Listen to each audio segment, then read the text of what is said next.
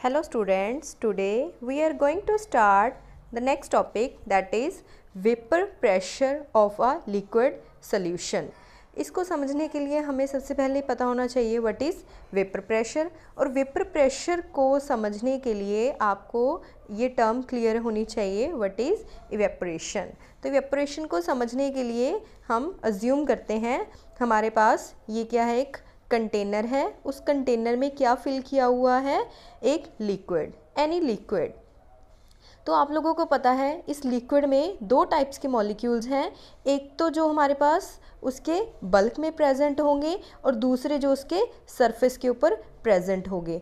और हमें ये भी पता है भी जो इवेपोरेशन है that is surface phenomena, means जो मॉलिक्यूल्स सरफेस पे होते हैं वही इवेपोरेट होते हैं.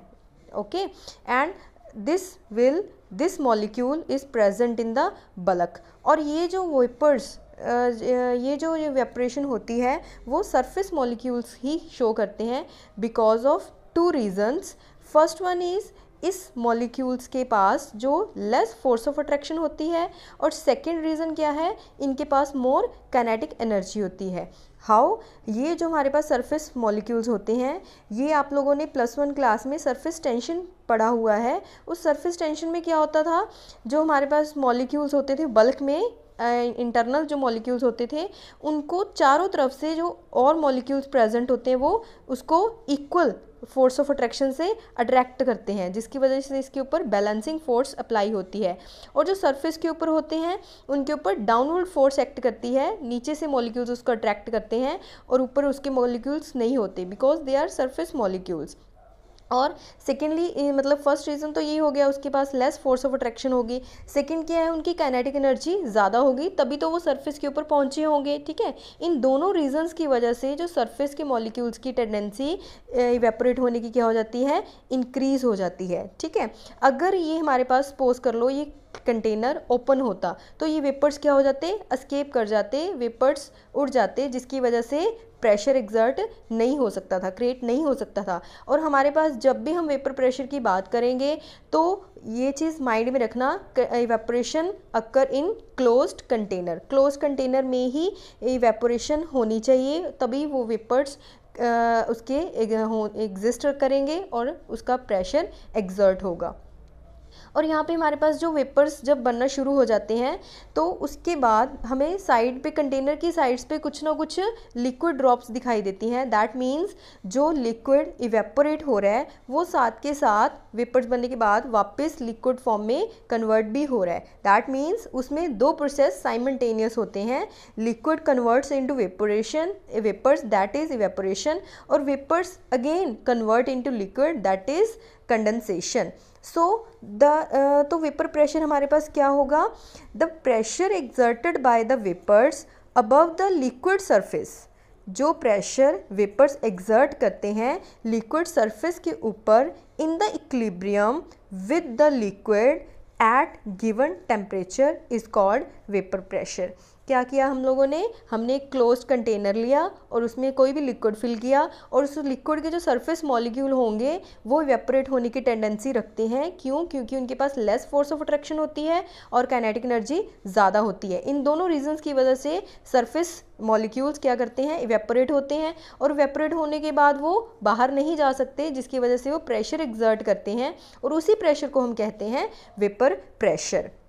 और वो वेपर प्रेशर हम डिनोट करते हैं with P0A. A represent any liquid, late it B A, B any liquid. Next है हमारे पास कौन कौन से फैक्टर्स जिनके ऊपर वेपर प्रेशर एग्जर्ट करता है. फर्स्ट वन है it depends upon the nature of the substance.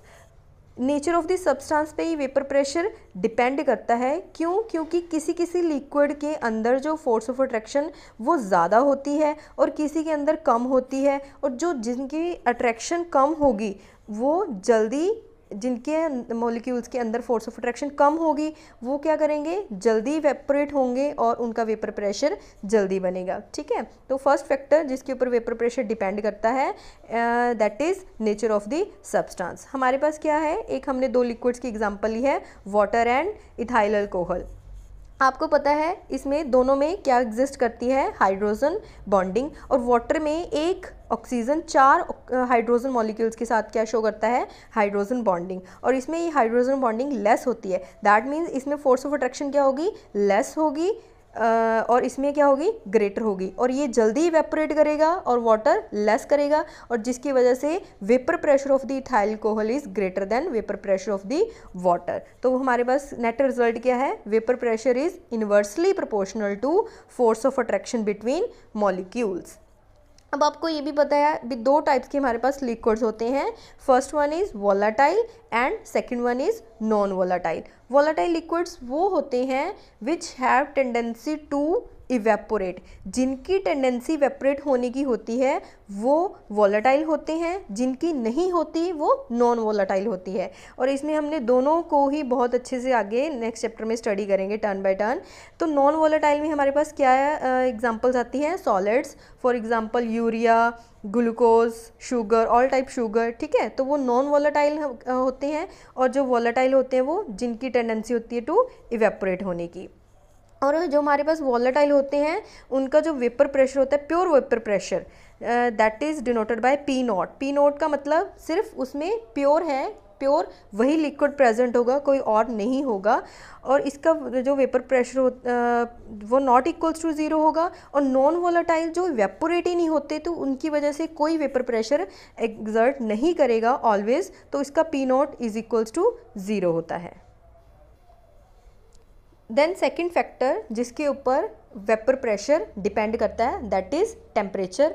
Temperature vapour pressure के डायरेक्टली प्रोपोर्शनल होगा, क्योंकि जैसे जैसे हम टेम्परेचर इंक्रीज़ करेंगे वैसे वैसे वेपर्स ज़्यादा बनेंगे और वेपर प्रेशर एक्सर्ट करेंगे। Third one is it does not depend upon shape या size of the container, because हमने पता है the force per unit length, तो that is does not depend upon the shape and size of the container. अब हमारा next topic है जिसमें हमने वेरी वेरी इंपॉर्टेंट, हमने 2 टाइप्स के सॉल्यूशंस का वेपर प्रेशर देखना है, उसके रिलेटेड न्यूमेरिकल करेंगे। फर्स्ट जो हमारे पास है the vapour pressure of the solutions में हमारे पास पता है सॉल्यूट भी होता है और सॉल्वेंट भी होता है। एक सॉल्यूशन हम वो करेंगे जिसमें हमारे पास एक वोलाटाइल होगा और एक नॉन वोलाटाइल होगा, और सेकेंड सॉल्यूशन हम करेंगे जिसमें ये वाला, जिसमें दोनों ही क्या होंगे, वोलाटाइल लिक्विड होंगे। तो फर्स्ट हम शुरू करने जा रहे हैं the vapour pressure of the liquid solution, जिसमें हमारे पास दोनों सॉल्यूट और सॉल्वेंट दोनों ही क्या है, लिक्विड स्टेट में एग्जिस्ट करेंगे, और दोनों ही हमारे पास क्या है, वोलाटाइल होंगे। Volatile means that they have tendency to evaporate. सबसे पहले हमारे पास क्या है, हमने कंटेनर लिया, ए कंटेनर, जिसमें हमने क्या फिल किया, solvent, that is represented by A, और सॉल्यूट रिप्रेजेंटेड बाय बी। इसमें हमारे पास क्या है, जो हमारे पास प्योर ए है, यहाँ पे प्योर बी है, अलग अलग अभी पड़े हैं, दोनों ही वोलाटाइल हैं, और इसकी वजह से जो वेपर प्रेशर, प्योर ए की वजह से जो वेपर प्रेशर एक्सर्ट होता है, late it be P naught ए, और बी की वजह से जो प्रेशर एक्सर्ट होगा that is P naught B. अगर इन दोनों को हम मिक्स कर दें, सोल्यूशन बना दें, क्या इसका वेपर प्रेशर सेम रहेगा या बढ़ेगा या डिक्रीज़ होगा, वो हम देखते हैं। तो हमने क्या किया, इन दोनों के इनका सोल्यूशन बना लिया, दोनों को मिक्स कर दिया, उसी का हमने वेपर प्रेशर देखना है इसमें। तो हमने जब दोनों को मिक्स किया तो ये हमारे पास क्या बन गया, ए प्लस बी, दोनों को मिक्स करने से हमारे पास जो वेपर प्रेशर बनेगा वो क्या होगा, वो हमें एक साइंटिस्ट था दैट इज़ राउट्स, उसने एक लॉ दिया था, जो हमारे पास अगर हम किसी भी 2 लिक्विड्स को मिक्स करेंगे उनका जो वेपर प्रेशर वो कैसे अफेक्ट होगा। In case of solution of A and B according to Raoult's law the partial vapour pressure, partial क्यों कहा, क्योंकि यहाँ पे हमारे पास वो अलग अलग कंपोनेंट अलग अलग थे, तो हमने प्योर ए और प्योर बी कहा, जिसको हम डिनोट करते हैं पी नॉट ए और पी नॉट बी से। और इसमें हमारे पास क्या है, द पार्शियल वेपर प्रेशर, क्योंकि अब वो अकेला प्रेजेंट नहीं है, उसके साथ कोई और भी प्रेजेंट है। The partial vapour pressure of each component is directly proportional to mole fraction of that component. जो इंडिविजुअली हमारे पास जो उसको प्रेशर जो एक्सर्ट करेगा, let it be P A, जब वो सोल्यूशन में चला जाएगा तो उसको हम डिनोट करेंगे पी ए, और सेकंड को डिनोट करेंगे विद पी बी। तो पी ए का जो प्रेशर होगा वो कितना एक्सर्ट करेगा, वो डायरेक्टली प्रोपोर्शनल होगा उसके मोल फ्रैक्शन के। ऐसे ही हमारे पास पी बी वो कितना वेपर प्रेशर एक्सर्ट करेगा वो डायरेक्टली प्रोपोर्शनल होगा उसके मोल फ्रैक्शन भी। नेक्स्ट है हमारे पास, अब ये तो हमारे पास है इंडिविजुअल।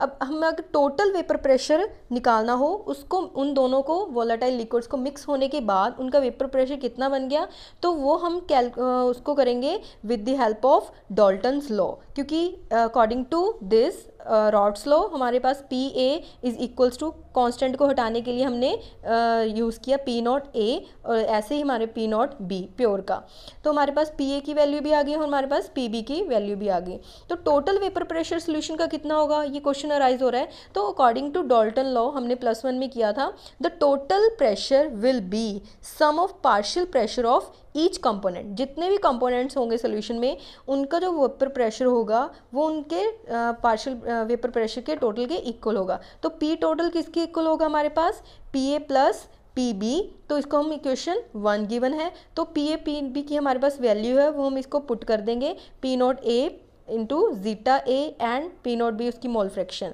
तो हमारे पास P naught A P naught B जो हमारे पास होते हैं वो एक्सपेरिमेंटली डिटरमाइन होते हैं, क्योंकि ये प्योर लिक्विड्स के वेपर प्रेशर होते हैं, तो प्योर की हम उसको एक्सपेरिमेंटली डिटरमाइन करते हैं, दैट वो वैल्यू हमें न्यूमेरिकल्स में गिवन होगी। तो उसको हम देन हमारे पास क्या है, जीटा ए और जीटा बी उनकी मोल फ्रैक्शंस होगी। तो अगर हम इस क्वेश्चन को रीअरेंज करना चाहें तो हमारे पास क्या होगा, पी टोटल हमारे पास इसके इक्वल आ गया, और हमें पता है जितने भी सोल्यूशन के अंदर कंपोनेंट्स होते हैं उनकी मोल फ्रैक्शन, जितने भी कंपोनेंट्स की मोल फ्रैक्शन होती है उनका सम किसके इक्वल होता है, यूनिट 1 के इक्वल होता है। तो हम क्या कर सकते हैं यहाँ पे, zeta A plus zeta B is equals to 1, तो जीटा ए की वैल्यू 1 माइनस जीटा बी, अब इक्वेशन में पुट करेंगे तो हमारे पास क्या आएगा, P T P pressure total of the solution is equals to P naught A that is value of 1 minus zeta B plus P B naught and zeta B. तो हमारे पास इस क्वेश्चन को सॉल्व करने के बाद ये इक्वेशन हमारे पास आती है। तो हमारे पास इसमें 2 इक्वेशंस हमें मिलती हैं, this one and this one, तो इनको हम न्यूमेरिकल्स में यूज़ करेंगे।